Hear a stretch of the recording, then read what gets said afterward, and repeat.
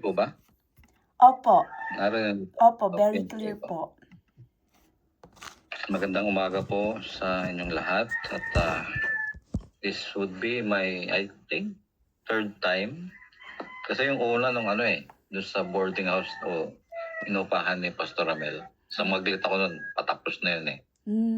At yung pangalawa, yung umattend ako ng online nyo kay Pastor Larry. So, December pa yata na-schedule na to. Marami akong gustong sabihin. Pero sisimplihan ko lang kasi limitado tayo ng time. Okay po. Pagbati po muli sa lahat, inyong lahat, lalo-lalo na po sa mga nasa US, no? Mga nasa Amerika. Ito po, ang paniwala ko po ay ang kapangyarihan ng Diyos ay nakaugnay sa kanyang salita. Sa Genesis 1:1, nakalagay doon, in the beginning, God created the heavens and the earth. Ginamit ng Diyos ang kanyang salita para to make things into existence. Liban sa tao na ginamit niya ang kanyang kamay, gumamit siya ng kaparaanan gaya ng alikabok para malikha ang tao.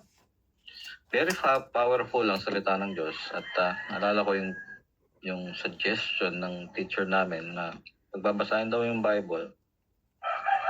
Suggestion niya lang naman yan. Basahin daw ito with feelings at yung naririnig. Opo. At mas ideal kung babasahin ito ng 3 beses. Yung una with voice, at yung pangalawa with yung sa visual lang, and then ulitin pa. Siguro mas marami, mas maganda yung pagkakaintindi o pagkakaunawa ng salita ng Diyos kung ganun nga ang gagawin. Yung isa sa hinahangaan kong isang man of God, si George Mueller, normal na sa kanya mabasa ang Genesis to Revelation 4 times a year. Isang kilala ko 6 times a year daw kung magbasa ng Bible. Wow. Nahihiya ako sa kanila. Galing. And then, naalala ko po nung umattend ako dito sa online, kasama ko kayo nung kay Pastor Larry, yung kanyang testimonial ay on how God encountered him. No, it was by God's word. No pastor, no preaching, no praise and worship, or no other gimmicks. Salita lang, as plain as it is, yung salita ng Diyos. At vividly, I can still recall yung kanyang testimony na sabi niya he was weeping like never before. Nung bumungad sa kanya yung salita ng Diyos. Kasi nga, ganun ka-powerful ang Diyos. Sa kanyang salita na nakaugnay sa kanya. Sa akin din ay yung testimonial ko ay hindi rin naman ganong masasabi kong iba compared kay Pastor Larry, pero sa mata ng Diyos, lalo na sa isang hindi mananampalataya, pare-parehas ang tingin natin sa kanya. We are all sinners. Yun yung unang bagamat mula sa pagkabata, familiar na ako sa Bible. Kasi umaatid kami ng church, no? Tapos maraming Bible stories na pinabasa sa akin, binibilan ako ng aking mother. Kinikwento, tapos sa church, ganun din. No? Kaya akala ko ng Bible, storybook lang. Tapos may memory verse pa kami, ganyan. May BBBS, etc. Kaya pamilyar ako. Bata pa lang ako nun. Little did I know na bagamat ahead ako sa marami regarding Bible info, hanggang doon lang yun.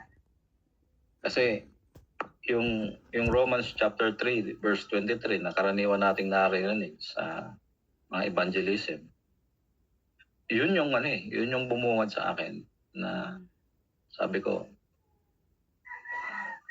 makasalanan pala ako. Eh, ang tingin ko all the while ay I'm a good boy. Hindi magsasalita, kung hindi kakausapin, tahimik, gano'n. Although good, pero aminado rin na not perfect during those times. May pagkasutil, may pagka-naughty rin nung bata pa. Pero sabi ko nga, lagi kong sinasabi sa church, ang tingin ng tao sa sarili niya, eh, mas mabait siya kaysa sa iba. Pero nung tumambad at kailangan, nung nakita ko yung salita ng Diyos, I was in my second year college. Yung Ephesians chapter 2 verse 9, ang sabi, it is not something you have earned. So there is nothing you can brag about. Isa na namang salita ng Diyos yun na powerful at tinuro. May preacher during that time, pero regardless of the preacher, nakalimutan ko na kung sino yun. Pero yung salita ng Diyos ay nandyan. No? Nandyan yung salita ng Diyos at para siyang para siyang isang bagay na naglagay ng discomfort sa akin. Kasi ang tingin ko sa sarili ko, I'm doing fine. Kung meron pupunta sa impyerno, ibang tao, ako hindi. Kasi may mas masama sa akin. So, naging struggle sa akin. Bakit ganun? Bakit? Kailangan ko ang Lord. Bakit kailangan kong manampalataya? So, kailangan kong i-encounter. Kumbaga, naging discomfort sa akin yung truth na yon. And it's either i-put out ko siya or i-deal ko siya mentally, emotionally. Haharapin ko yun. Isi-settle ko yun from me. And then from there, I will move on. Eh, dahil nga powerful ang salita ng Diyos. At ang anak ng Diyos, no, yung mga hinirang ng Diyos, as we call it, eh talagang wala silang magagawa kundi yumuko at magpasakop sa salita ng Diyos. I was in my second year college nung naintindihan ko or pinaunawa ng Diyos sa akin ang mga bagay na ito. And from there on, dahil nga yung mga Bible stories na alam ko nung aking mga bata, doon ko lang na-realize talaga yung importance nun. Para siyang jigsaw puzzle na nabuo na. Nagkaroon na ng sense. Na hindi lang siya basta story, kundi tumutukoy pala siya all about the Savior. At yun nga, ang realization na pumasok sa akin during that time, grabe. Sooner or later, yung tao na na-encounter ang Diyos sa pamamagitan ng kanyang salita, sooner or later, wala siyang magagawa kundi sumuko at magpasakop sa Diyos. At yun, from there, I think as early as my third year college, nasa ministry na ako, nag-start na ako sa ministry. Dahil doon, hindi na, nagtuloy-tuloy yun. Up to now, may mga pagkakataon na naglalaylo dahil nagkaroon ako ng mga trabaho, secular job during that time. Pero I see to it na I serve the Lord to the best of my ability sa abot ng aking makakaya. Yun nga, hindi kasing dramatic yung encounter ko compared kay Pastor Larry, pero just the same, yung power ng Lord through His Word, Amen. ang sabihin natin, masabi kong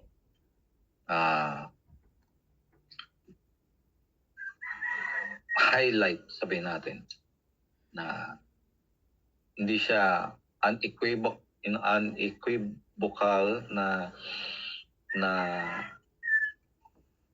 hindi mapapasubalian yung kapangyarihan ng Diyos talaga sa kanyang salita. At alala ko noon, meron akong pinsan na very adamant or very resistive siya sa salita ng Diyos. pinagtiyagaan namin yon kasama ng mga pinsan ko na turuan siya. At naintindihan niya yung salita ng Diyos. Naintindihan niya. At nagpapasalamat nga ako doon. Hindi ko makakalimutan yung bagay na yun na yung gratitude niya sa akin dahil naituro ko daw yung salita ng Diyos sa kanya. Actually, nung kinasal siya, pinili niya akong ninong. Ninong sa kasal. At ang matindi niyan, kasi kaming magpipinsan, pag kinakasal kami, dami namin mga ninong at ninang. Kami nga, nung kinasal, 25 pares. Noong time na yon. Itong pinsan ko to, nung kinasal, ilang pares yung ninong at ninang niya? Isang pares lang.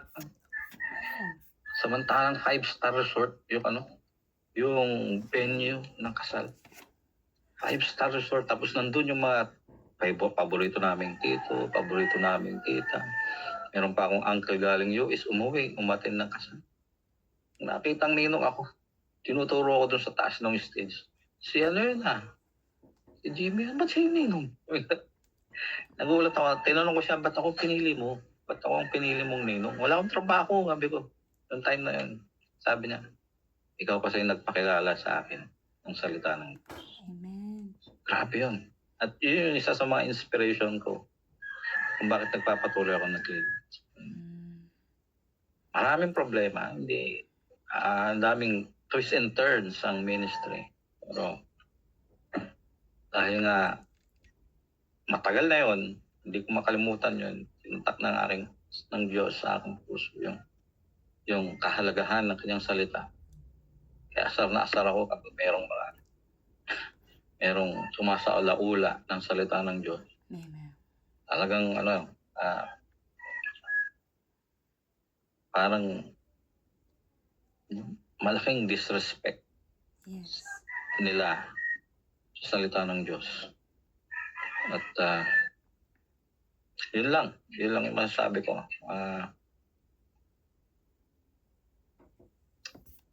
For me,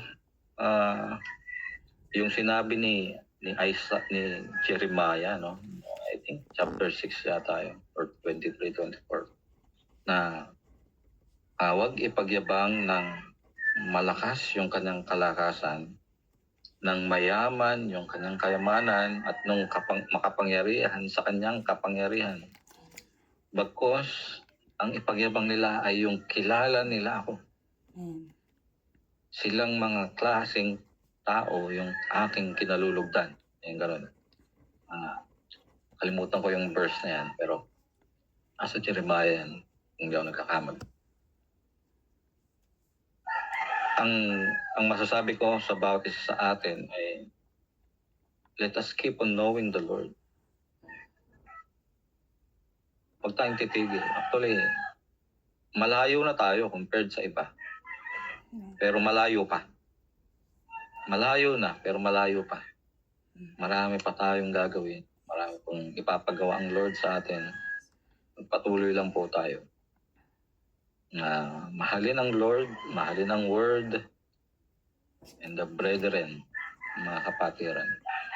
Patuloy na maglingkod po tayo sa Panginoon.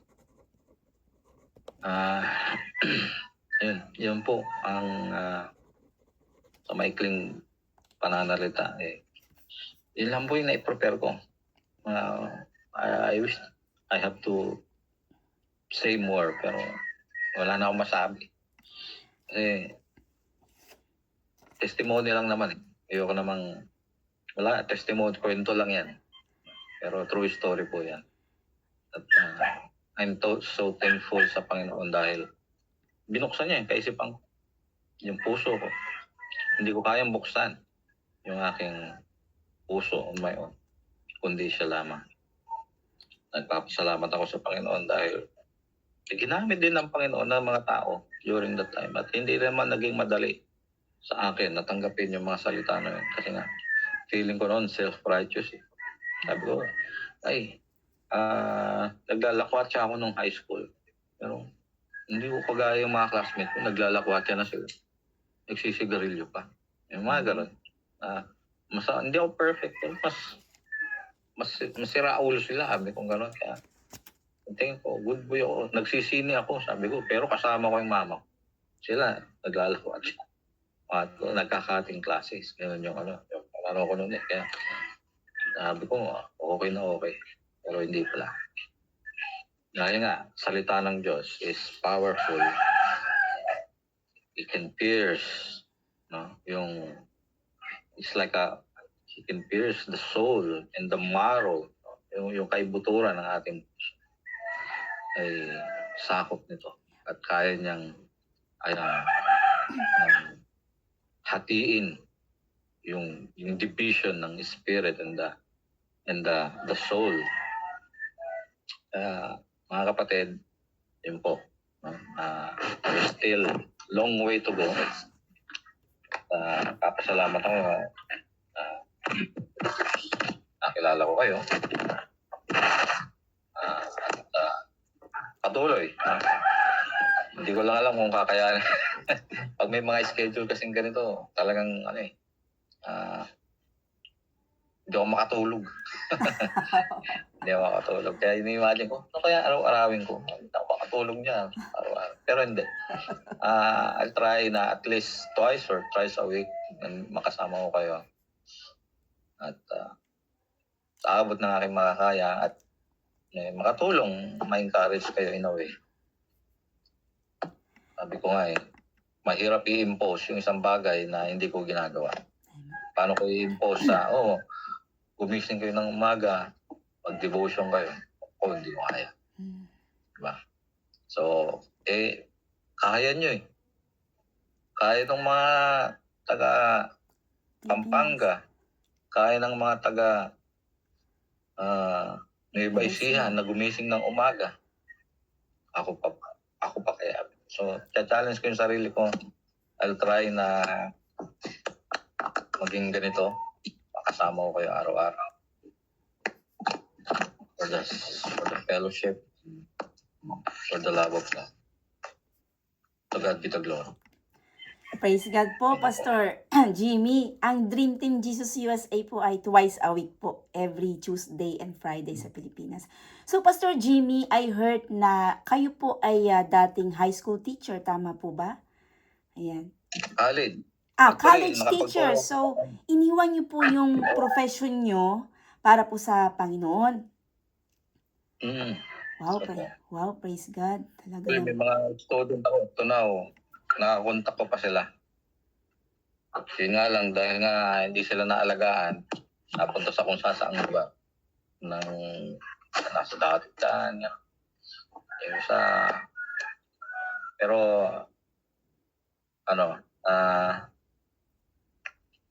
I'm trying to contact them at i-guide sila pabalik sa kung saan man sila dapat naroon. Praise God. Nakapagturo. Ang galing. Sige lang po, tuloy lang po kayo, Pastor Jimmy. Ngayon, nag-volunteer kami ni Pastor Ramel sa high school. Ganyan. Although bakasyon na kami. Bakasyon na.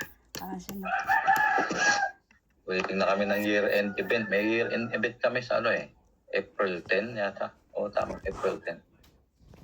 Sa Botol. Yun po.